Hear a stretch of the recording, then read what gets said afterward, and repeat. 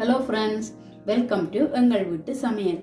இன்றைக்கு நான் உங்களுக்காக செய்து காட்ட போகிறது இறால் கொத்து ரொட்டி தான் செய்து காட்ட போகிறேன். இதை செய்கிறதுக்கு முன்னாடி இந்த சேனலை இதுவரைக்கும் சப்ஸ்கிரைப் பண்ணாதவங்க பண்ணிக்கொள்ளுங்க. அப்போ தான் நான் போடுற ஒவ்வொரு புதிய வீடியோக்களும் உங்களை வந்து சேரும். சரி, இப்போ நாங்கள் இந்த இறால் கொத்து ரொட்டி செய்கிறதுக்கு தேவையான பொருட்கள் என்னென்னு பார்ப்போம். 400 கிராம் பச்சை கோதுமை மாவு எடுத்து வச்சிருக்கிறேன். தேவையான அளவு உப்பு, ஒரு முட்டை, 50 கிராம் பட்டர் எடுத்து வச்சிருக்கிறேன். தேவையான அளவு எண்ணெய், கொஞ்சம் சின்ன வெங்காயம் எடுத்து வச்சிருக்கிறேன். 10 பச்சை மிளகாய் எடுத்து வச்சிருக்கிறேன். 4 முட்டை எடுத்து வச்சிருக்கிறேன். தேவையான அளவு தண்ணி எடுத்து வச்சிருக்கிறேன். இது வந்து நகைச்சூட்டளவு தண்ணி, மெல்லிய சூடாக இருக்கும்.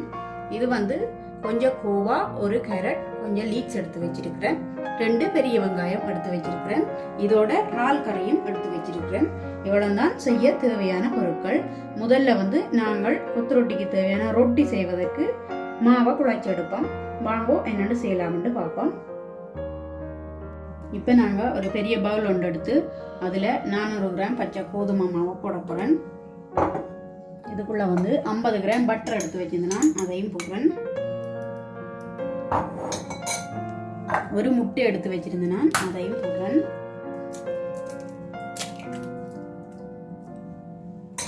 அடுத்த வந்து இந்த மாக்கலவைக்கு தேவையான அளவு உப்பு போட போறேன்.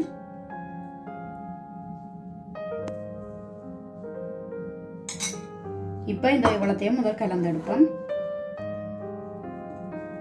இப்ப இதை வந்து நல்லா கலந்து எடுத்துட்டேன். இப்ப மெல்லிய சூட்டு தண்ணி எடுத்து வச்சிருக்கிறேன். இப்ப இதை வந்து கொஞ்சம் கொஞ்சமா விட்டு குழைச்சி எடுக்க போறேன். கையில வந்து கொஞ்சம் எண்ணெயை பூசிக்கொண்டு இதை வந்து நல்லா குழைச்சி எடுப்போம். ரொட்டிக்கு குழைக்கிற மாதிரி குழைச்சி எடுக்கணும். பட்டர் போடுங்க கண்டிப்பா, அப்பதான் வந்து ரொட்டி வந்து நல்ல சாஃப்டா வரும். இப்போ இந்த ரொட்டி மாவை வந்து நான் வந்து நல்லா குழைச்சி எடுத்துட்டேன். நல்லா உருட்டி உருட்டி குழைச்சினான். பாருங்க, நல்லா சாஃப்டாக வந்திருக்கு.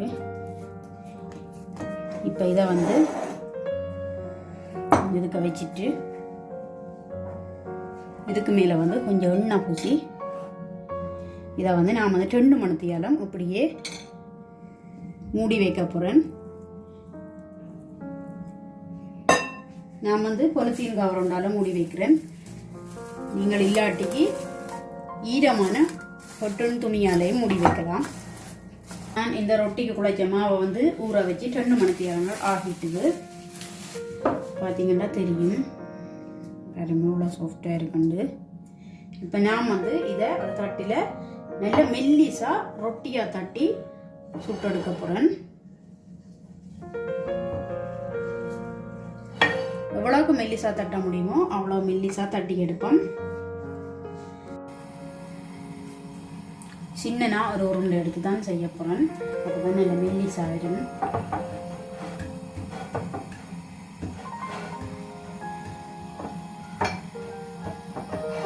அப்படி மெல்லிசா தட்டும் போது அது வந்து இப்படி இடையில வந்து இப்படி பிஞ்சாலும் பரவாயில்லை. ஏன்னு சொல்லி சொன்னால் நாங்களும் வந்து பிறகு அதை வந்து வெட்டித்தான் எடுக்க போகிறோம். அதால் அது பிரச்சனை இல்லை. பாருங்கோ, மெல்லிசா தட்டுறேன். இப்போ அடுப்பில் வந்து ஒரு சட்டி வச்சிருக்கிறேன். இதில் வந்து மெல்லிசா எண்ணெயை பூசிட்டு ரொட்டியை வந்து சுட்டு எடுக்க போகிறேன். ஆக நல்ல முருகலாக சுட தேவையில்லை,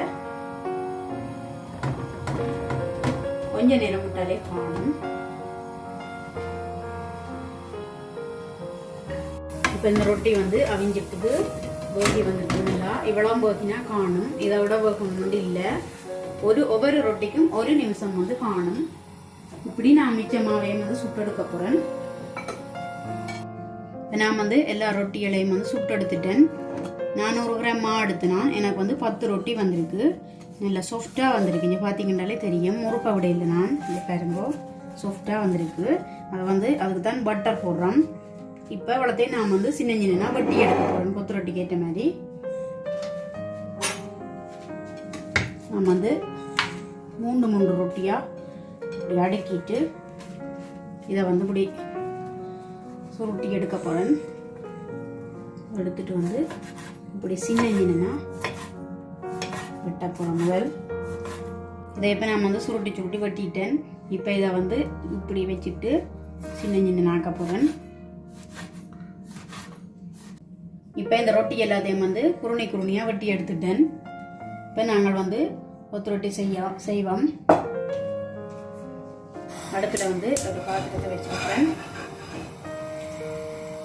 இதுக்குள்ள தாளிக்கிறதுக்கு தேவையான அளவு எண்ணெய் விடுவோம்.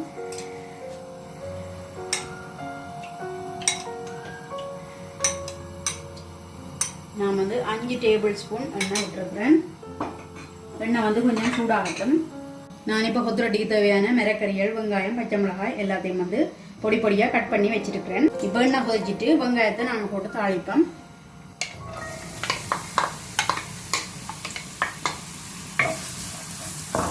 அடுத்த பச்சை மிளகாயும் பொடி பொடியாக வச்சுக்கிறேன், அதையும் போடுவோம். அடுப்பை வந்து மிதமான சூட்டில் வச்சு இதை வந்து ஓரளவு வதக்குவோம். இப்போ இந்த வெங்காயம் வந்து ஓரளவு கலர் மாறி தாளி வெட்டிடுது. இவ்வளவு தாளி வெட்டால் காணும். இப்போ இதுக்குள்ளே வெட்டி வச்சுட்டு மிரக்கறிகளை போடுறேன். பூவா ஒரு கப் வெட்டி வச்சுருந்தேன், அதையும் போடுறேன். கொஞ்சம் கேரட் வந்து கொஞ்சம் குறைவாக தான் எடுத்துருக்கிறேன். ஏன்னா கேரட் வந்து ஒரு இனிப்பு தன்மை, அதனால கொஞ்சம் குறைவாக தான் எடுத்துருக்கிறேன். நீங்கள் கூட விரும்பினா போடலாம். அடுப்பை வந்து நல்லா குறைச்சி விட போகிறேன். மிரக்கறியை இப்போ வந்து வதங்க விடுவோம். இது தேவையான அளவு உப்பு போடுவோம்.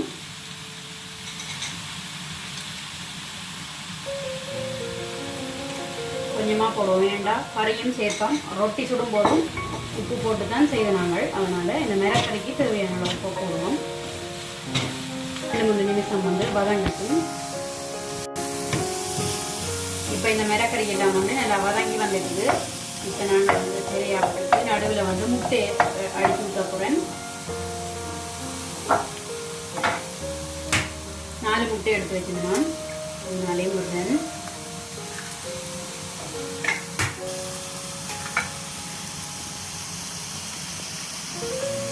நான் வந்து இந்த முட்டைக்கு தேவையான அளவு உப்பு போட போகிறேன். கொஞ்சமாக போடுங்க, காணு.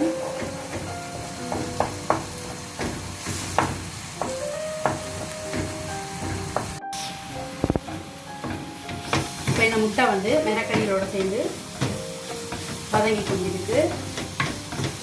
இதுக்குள்ள வந்து வெட்டி வச்சுட்டு ரொட்டியை போட போகிறேன்.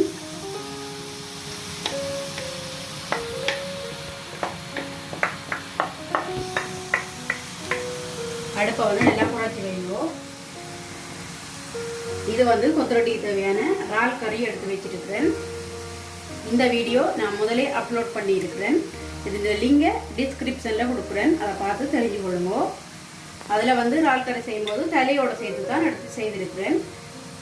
இப்போ நான் வந்து அந்த தலையை வந்து பிரித்து எடுத்து வச்சுட்டு தனியாக இறாலை மட்டும் எடுத்துருக்கிறேன். அதை தான் கொத்து ரொட்டிக்குள்ளே சேர்க்க போகிறேன்.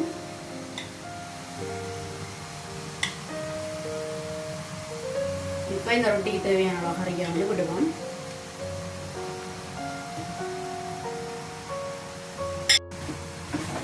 இப்போ இதை வந்து நல்லா கலந்து விடுவோம்.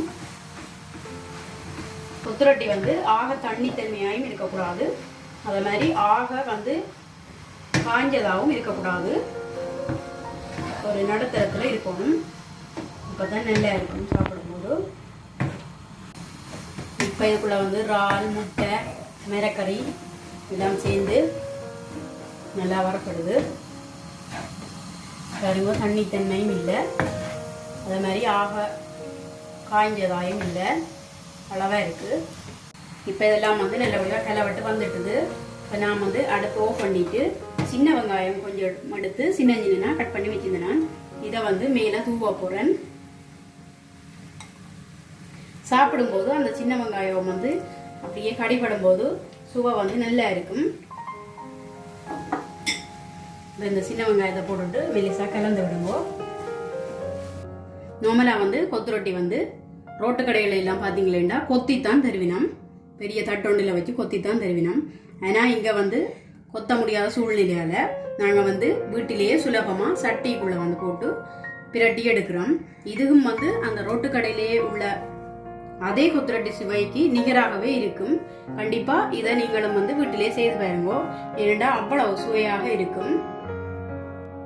ஓகே ஃப்ரெண்ட்ஸ், இந்த இறால் கொத்துரொட்டி ரொம்ப சூப்பராகவும் சுவையாகவும் தயாராகிட்டு நான் டேஸ்ட் பண்ணி பார்த்துட்டேன்.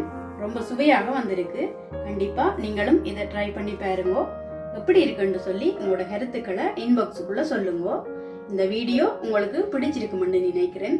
பிடிச்சிருந்தா லைக் பண்ணுங்க, ஷேர் பண்ணுங்க, சப்ஸ்கிரைப் பண்ணுங்க.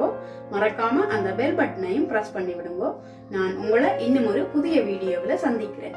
அது வரைக்கும் நன்றி.